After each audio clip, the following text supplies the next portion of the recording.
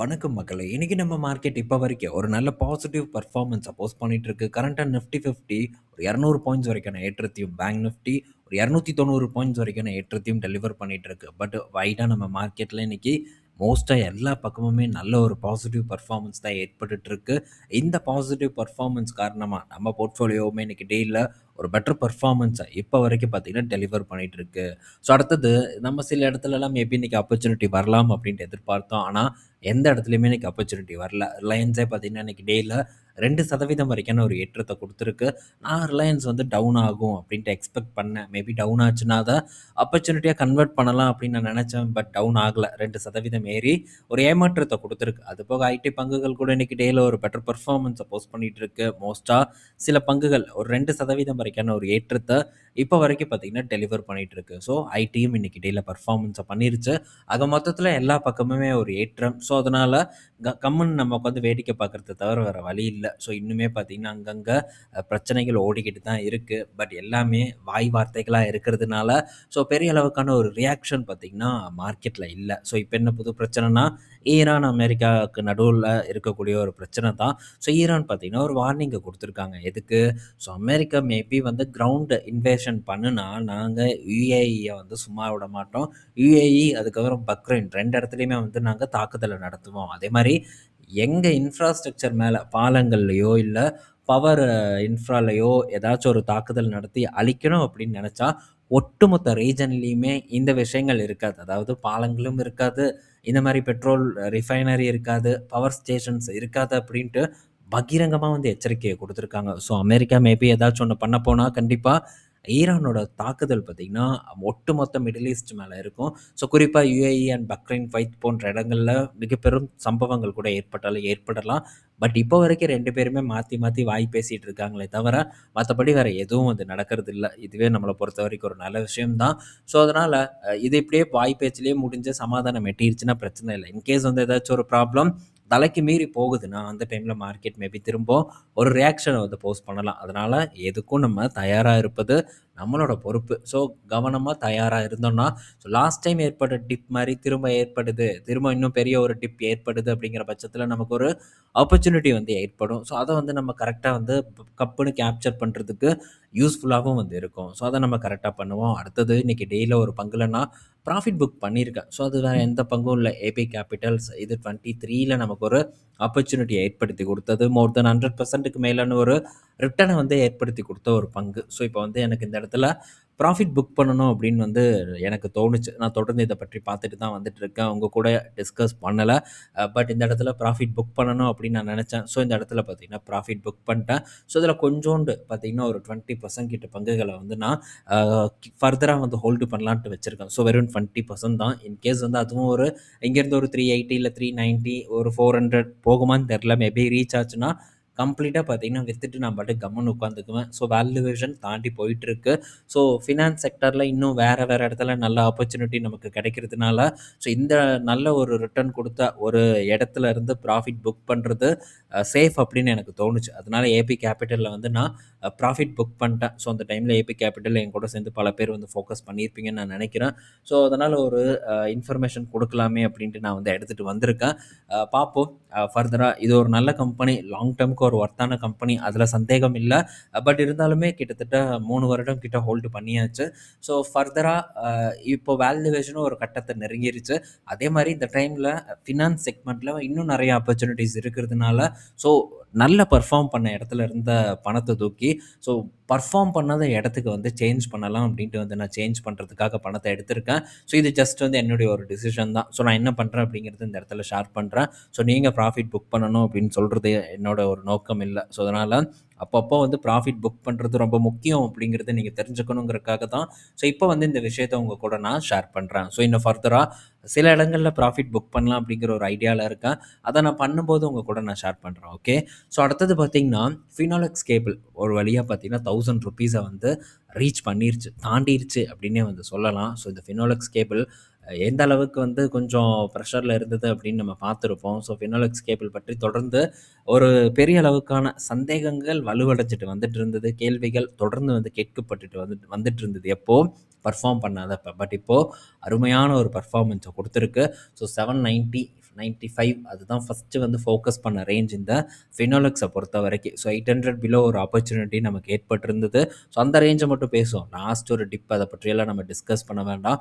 So அந்த இடத்துல இருந்து நம்ம பார்த்தாலே கிட்டத்தட்ட 25%க்கு மேலான ஒரு பர்ஃபார்மன்ஸை ஃபினோலெக்ஸ் பார்த்தீங்கன்னா டெலிவர் பண்ணியிருக்கு. ஸோ ஒரு பெட்டர் பர்ஃபார்மன்ஸ், பட் ஸ்டில் பார்த்தீங்கன்னா இந்த இடத்துல நான் கண்டினியூ தான் வந்து பண்ணுறேன். ஸோ இதெல்லாம் வந்து நான் ஒரு 2 வருட நோக்கத்துக்காக வாங்கினேன் அப்படின்ட்டு உங்கள் கூட ஆல்ரெடி வந்து ஷேர் பண்ணியிருந்தேன். ஸோ இந்த 2 வருடமெல்லாம் வந்து ஆகலை. இன்னும் அதுக்கு டைம் பார்த்தீங்கன்னா நிறையாவே வந்து இருக்குது. பட் அதுக்குள்ளே பெட்டர் பர்ஃபார்மன்ஸை கொடுத்துருக்கு. பட் இன்னும் கொடுக்கும் அப்படிங்கிற எதிர்பார்ப்பு இருக்குது. இதை பற்றி நம்ம பலமுறை டிஸ்கஸ் பண்ணியிருக்கோம். ஸோ பொறுத்து இருந்தால் வெற்றி கிடைக்கும் அப்படிங்கிறது புரிஞ்சிருப்பீங்க. ஸோ லாங் டேர்ம் அது வந்து ஒரு தனி டிபார்ட்மெண்ட். இன்னொரு பக்கம் இந்த மாதிரி வேலைகளையும் நம்ம பங்குச்சந்தையிலேருந்து தான் பண்ணி தான் ஆகணும். நான் வந்து இதெல்லாம் பண்ணவே மாட்டேன். நான் வந்து லாங் டேர்ம் தான், பங்குகளை விற்கவே மாட்டேன், காலகாலத்துக்கு 50 வருஷத்துக்கு வச்சுக்குவேன்ட்டு இருந்தால் எந்த லாபமும் அது பண்ண முடியாது. ஸோ அந்த அளவுக்கு பெரிய முதலீடு பண்ணக்கூடிய ஆட்களும் நம்ம கிடையாது. ஸோ அதெல்லாம் நீங்கள் ஞாபகம் வச்சுக்கோங்க. பட் அதனால் முடியும் அப்படின்னு நீங்கள் தாராளமாக வந்து பண்ணலாம். ஸோ ஒவ்வொருத்தங்களுக்கும் ஒவ்வொரு ஸ்ட்ராட்டஜி இருக்கும் மார்க்கெட்டை பொறுத்த வரைக்கும். ஸோ என்னோட ஸ்ட்ராட்டஜி என்ன அப்படிங்கிறத நான் சொல்லியிருக்கேன். அது என்ன மாதிரி பயன் கொடுக்குது அப்படிங்கிறதையும் கண்கூட நீங்கள் வந்து பார்த்துட்டு இருக்கீங்க. ஸோ அதனால் இன்னும் உங்களுக்குன்னு ஒரு ஓன் ஸ்ட்ராட்டஜியை உருவாக்க வேண்டியது உங்களுடைய ஒரு பொறுப்பு. ஏன்னா எனக்கு சூட்டபுளாக இருக்கிறது உங்களுக்கு சூட்டபுளாக இருக்காது. ஒரு காலத்தில் அதாவது 23ல் ஸ்விங் ட்ரேட் பார்த்தீங்கன்னா தொடர்ந்து பெரிய அளவுக்கு நான் பண்ணிக்கிட்டே தான் இருப்பேன். கன்டினியூஸாக வந்து பண்ணுவேன். அப்போ பார்க்கக்கூடிய நண்பர்களுக்கு தெரியும்.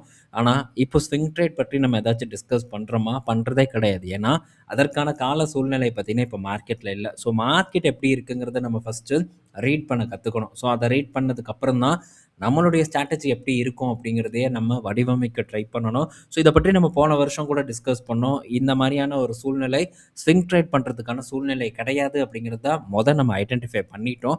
ஸோ அதுக்கப்புறம் தான் நம்மளுடைய ஸ்ட்ராட்டஜியை வந்து மாற்றணும். ஹோல்டு அண்ட் வின், இதுதான் நம்மளுடைய ஸ்ட்ராட்டஜி இப்போதைக்கு. ஸோ பார்ப்போம் இன்னும் வந்து எந்தெந்த இடத்துலலாம் நமக்கு சான்ஸ் ஏற்படுதுன்ட்டு. இன்னும் பல பங்குகள் நான் அதை டிஸ்கஸ் பண்ணலை இந்த இடத்துல.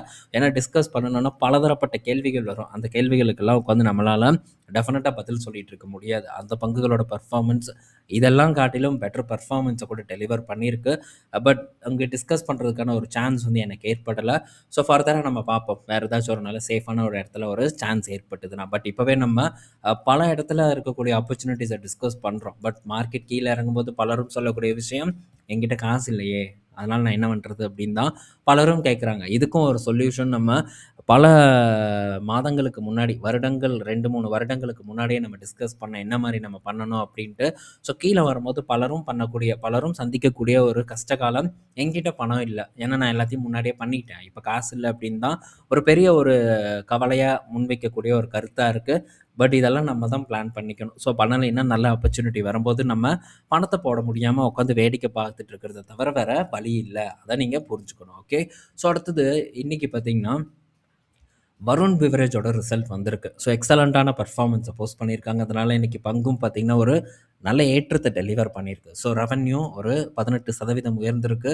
எபிட்டா மார்ஜின் 23% வந்து இருக்குது. ஸோ அதுவும் இம்ப்ரூவ் ஆகிருக்கு. நெட் ப்ராஃபிட் பார்க்கும்போது 20% வந்து உயர்ந்திருக்கு. 872 கோடி இந்த காலாண்டில் ப்ராஃபிட்டாக போஸ்ட் பண்ணியிருக்காங்க. இயர் ஆன் இயரில் போன வருடம் 726 கோடியாக இருக்குது. ஸோ இந்த காலாண்டும் பெட்டர் பர்ஃபார்மன்ஸ், அடுத்த காலாண்டும் பெட்டர் பர்ஃபார்மன்ஸை பண்ணுவாங்க அப்படின்ட்டு நம்ம தாராளமாக எதிர்பார்க்கலாம் வருண் பிவரேஜை பொறுத்த வரைக்கும். ஸோ அடுத்தது பார்த்திங்கன்னா டிசிஎஸ் கிட்ட இருந்த அப்டேட். டிசிஎஸ் அண்ட் சிமென்ஸ் எனர்ஜி 2 பேருமே பார்த்திங்கன்னா ஒரு எம்ஓயு சைன் பண்ணியிருக்காங்க. பார்ட்னர்ஷிப்பை வந்து முன்கொண்டு வந்திருக்காங்க. எதுக்குன்னா ஸோ இன்ஃப்ராக்கு இந்த எலக்ட்ரிசிட்டி மற்ற இன்ஃப்ரா விஷயங்களை சிமென்ஸ் வந்து டிசிஎஸ்க்கு பண்ணுறதாகவும், டிசிஎஸ் பார்த்திங்கன்னா இந்த ஐடி இன்ஃப்ராஸ்ட்ரக்சரை சிமென்ஸ்க்கு கொடுக்குறதாகவும் 2 எம்ஓயு வந்து சைன் பண்ணப்பட்டிருக்கு. இது 2 நிறுவனங்களை பொறுத்த வரைக்கும் ஒரு வின் வின் சுச்சுவேஷனை தான் வந்து பார்க்கப்படுது. ஸோ இன்றைக்கி டேயில் டிசிஎஸ் 2% வந்து ஏறி இருக்குது. பட் இன்றைக்கி எல்லா ஐடி பங்குகளும் ஏறி இருக்குது. ஸோ இன்னும் வந்து ஒரு பெரிய பர்ஃபார்மன்ஸ் பண்ணாத ஒரு செக்மெண்ட்டாக ஐடி செக்மெண்ட் தான் வந்து இருக்குது. மற்றபடி ஸோ பேங்க்கும் வந்து பெரிய பர்ஃபார்மன்ஸ் எல்லாம் வந்து போஸ்ட் பண்ணலை. அதுவும் குறிப்பாக லார்ஜ் கேப் பங்குகள் பெரிய பர்ஃபார்மன்ஸை போஸ்ட் பண்ணலை. அங்கேயும் சான்ஸ் இருக்குது. ஆனால் இதுக்கு முன்னாடி எஃப்எம்சிஜி பற்றி நம்ம பார்த்தோம். எஃப்எம்சிஜி இப்போது எப்படி பர்ஃபார்ம் பண்ணுது அப்படிங்கிறத நீங்கள் பார்த்துட்டு இருப்பீங்க. ஸோ ஆல்மோஸ்ட் எஃப்எம்சிஜி எல்லாமே ஒரு நல்ல பர்ஃபார்மன்ஸை வந்து டெலிவர் பண்ண ஆரம்பிச்சிருக்கு. Day by day good performance பார்த்திங்கன்னா எஃப்எம்சிஜியில் நடந்துட்டு வருவது ரொம்பவே வந்து நல்ல விஷயம்தான். ஸோ எஃப்எம்சிஜியை பற்றி பல முறை நம்ம டிஸ்கஸ் பண்ணோம் பர்ஃபார்ம் பண்ணதப்போ. இன்னும் பல கம்பெனிஸோட ரிசல்ட் வந்து பெண்டிங்கில் இருக்குது. எப்படி பர்ஃபார்ம் பண்ணியிருக்காங்கன்ட்டு ஒவ்வொரு நிறுவனங்களோட ரிசல்ட் வரும்போது நம்ம டிஸ்கஸ் பண்ணுவோம். ஸோ நல்ல பர்ஃபார்மன்ஸ் கொடுத்துருந்தா சூப்பரான ஒரு சேஞ்சஸும் பங்கோட விலையில் ஏற்படும் தான் நான் எக்ஸ்பெக்ட் பண்ணுறேன். அடுத்தது ஸோ எம்&எம் ஃபினான்ஸ் கிட்ட இருந்து அப்டேட்டு. ஸோ எம்&எம் ஃபினான்ஸ் பார்த்தீங்கன்னா, இன்னைக்கு டேல 9% 10% வரைக்கான ஒரு ஏற்றத்த குடுத்திருந்தது. என்ன காரணம்னா, இவங்களோட ரிசல்ட் வந்து லாஸ்ட் வீக் வந்திருந்தது. நல்ல ஒரு பெர்ஃபார்மன்ஸ பார்த்தீங்கன்னா, போஸ்ட் பண்ணியிருந்தாங்க. ஸோ அதன் விளைவாக இந்த டைம் வந்து இவங்களுடைய ஷேரோட பிரைஸ் பார்த்தீங்கன்னா, ஸோ 2022க்கு அப்புறம் பெரிய ஒரு ஏற்றத்த வந்து சந்திச்சிருக்கு. பட் இதோட லாஸ்ட் ப்ரீவியஸ் ஹை பார்த்தீங்கன்னா, ஆல்மோஸ்ட் வந்து ஒரு ரூ. 400 கிட்ட இருந்திருக்கு. அங்கருந்து ஒரு கரெக்ஷன குடுத்து இப்ப திரும்ப ஒரு ரெக்கவர போஸ்ட் பண்ணிட்டு இருக்கு. ஸோ இந்த இடத்துலயும் ப்ராஃபிட் புக் பண்ணணும். பட் ஸ்டில் பார்த்தீங்கன்னா, இவங்களுடைய பிசினஸ் நல்லா க்ரோ ஆயிட்டு இருக்கிறத நம்ம பார்த்துட்டு இருக்கோம். அதுதான் எனக்கு ஒரு முட்டுக்கட்டையா வந்து இருக்கு. ஸோ 2,866 கோடி ஃபுல் ஃபினான்ஷியல் இயர்க்கான பெர்ஃபார்மன்ஸ் பண்ணியிருக்காங்க. இது போன வருடத்தோட கம்பேர் பண்ணும்போது 600 கோடி கிட்ட வந்து அதிகப்படியான லாபத்த ரெஜிஸ்டர் பண்ணியிருக்காங்க. எக்ஸலன்ட்டான பெர்ஃபார்மன்ஸ் தொடர்ந்து குடுப்பதனால, ஒரு நல்ல கன்சிஸ்டன்ட் குரோத் இருக்கிறதுனால ஸ்டில் இந்த இடத்துல வெயிட் பண்ணலாம் அப்படின்னு தான் நான் வந்து முடிவு பண்ணியிருக்கேன். பட் எவ்வளோ நாள் வெயிட் பண்ணுவேன் அப்படிங்கிறத பொறுத்து இருந்து தான் பார்க்கணும். அடுத்தது கோஹென்ஸ் ஃபார்மா. ஸோ இந்த கோஹென்ஸ் லைஃப் சயன்ஸ் பார்த்தீங்கன்னா, நல்ல பெர்ஃபார்மன்ஸ் இன்னைக்கு டேல 20% வரைக்கான ஏற்றத்த குடுத்திருக்கு. என்ன ரீசன்னா, சிப்லாவோட சிஇஓவான உமாங் வோக்ரா பார்த்தீங்கன்னா, இந்த நிறுவனத்தோட சிஇஓவா இப்போ பொறுப்பேற்கிறதா ஒரு தகவல் வந்திருக்கு. ஃபார்மர் சிஇஓ சிப்லாவோட சிஇஓ வந்த ஒரு காரணத்தினால, இந்த பங்கு இன்னைக்கு டேல பெட்டர் பெர்ஃபார்மன்ஸ போஸ்ட் பண்ணியிருக்கு. ஸோ உங்களுக்கு ஞாபகம் இருக்கும்னு நான் நினைக்கிறேன். ஒரு நண்பர் பார்த்தீங்கன்னா, இந்த கோஹென்ஸ் பத்தி கேட்டிருந்தாங்க. ஸோ அந்த டைம்ல தான் நம்ம கோஹென்ஸ விட பெட்டரா பார்த்தீங்கன்னா, இது இருக்கு. ஸோ இது ஒன்சோர்ஸ் இருக்கு அப்படின்ட்டு ஒன்சோர்ஸ பத்தி அப்ப நம்ம வீடியோல டிஸ்கஸ் பண்ணோம். அதுக்கப்புறம் நம்ம இந்த ஆர்டிக்கல் போஸ்ட் பண்ணியிருந்தோம். அப்பப்போ பார்த்தீங்கன்னா, வீடியோலயும் வந்து அத பத்தி பேசியிருந்தோம். இப்ப அது ஒரு பெட்டர் பெர்ஃபார்மன்ஸ குடுத்துட்டுருக்கு. ஸோ இன்னைக்கு டேல இது நல்ல பெர்ஃபார்மன்ஸ் குடுத்திருக்கு. பட் இருந்தாலும் ஸோ இந்த இடத்துல எதிர்காலத்த குறித்த ஒரு நம்பிக்கை எனக்கு இல்ல. ஸோ எதிர்காலம் பெருசா இருக்கும் அப்படிங்கிற ஒரு நம்பிக்கை எனக்கு இந்த இடத்துல ஏற்படல. இப்ப வரைக்குமே ஏற்படல. ஸோ எனக்கு பெட்டர் பார்த்தீங்கன்னா, ஒன்சோர்ஸ் தான் பெட்டரா வந்து படுது. ஸோ பார்ப்போம் என்ன நடக்குதுன்ட்டு. அடுத்தது ஸோ சன்ஃபார்மாட்டருந்து ஒரு அப்டேட்டு. ஸோ மனுஷனாடா நீங்கள்லாம் அப்படிங்கிற மாரி தான் ஒரு விஷயம் இன்னைக்கு மார்க்கெட்ல நடந்திருக்கு. அது என்னன்னா, ஸோ சன்ஃபார்மா இன்னைக்கு 7% மேலான ஏற்றத்த குடுத்ததுக்கான ரீசன் $11.25 பில்லியன் குடுத்து இந்த ஆர்கனான் கம்பெனிய வாங்குறாங்க. ஃபுல்லா பார்த்தீங்கன்னா, கேஷ்லயே வாங்க போறதா தகவல் வந்திருக்கு. ஸோ இதன் காரணமா இன்னைக்கு டேல ஏறியிருக்கு. ஸோ உங்களுக்கு எல்லாம் ஞாபகம் இருக்கும்னு நான் நெனைக்கிறேன். ஒரு டைம் பார்த்தீங்கன்னா, சன்ஃபார்மாவ போட்டு அடிச்சாங்க. என்னடாப்பா ரீசன் அப்படின்னு பார்த்தா, இந்த ஆர்கனன வந்து வாங்க போறாங்க அப்படின்னு சொன்னப்ப, இந்த பங்கு கணிசமா கீழ விழுந்தது. ஸோ நாங்க அப்படியெல்லாம் பை அவுட் பண்ண மாட்டோம். அதற்கான தேவை இல்லன்ட்டு சன்ஃபார்மா தரப்புல இருந்து ஒரு கிளாரிஃபிகேஷன் குடுத்தாங்க. ஆனா, இப்ப என்ன நடந்திருக்கு? ஸோ அப்படியே தலைகீழா மாறியிருக்கு. சன்ஃபார்மா இப்ப அந்த நிறுவனத்த வாங்குறாங்க. அத பாசிட்டிவா கொண்டாடி மார்க்கெட்ல இன்னைக்கு டேல இந்த பங்க ஏத்தி வச்சு அழகு பார்க்குறாங்க. இவ்வளோதான் மார்க்கெட். இத நம்ம புரிஞ்சுக்கணும். ஒரு டைம் நெகட்டிவ் நியூஸ குடுப்பானுங்க. ஸோ ஒரே விஷயத்துக்கு 2 டைம் வேற மாரியான ரியாக்ஷன் வந்து மார்க்கெட் ஏற்படுத்தும். ஸோ உண்மை தன்மை என்ன அப்படிங்கிறத நம்ம இறங்கி கண்டுபிடிச்சா மட்டும் தான் இந்த டீல்னால என்ன விளைவுகள் ஏற்படுங்கிறத நம்ம ஐடென்டிஃபை பண்ணா மட்டும் தான் நம்மளால வந்து பணம் சம்பாரிக்க முடியும். அது எல்லா இடத்துலயும் பண்ண முடியுமான்னு கேட்டா, நம்மளோட சக்திக்கு எல்லா இடத்துலயும் பண்ண முடியாது. ஸோ இதெல்லாம் பண்ணக்கூடிய நபர்கள் ரொம்ப ரொம்ப பெரிய நபர்களா இருப்பாங்க.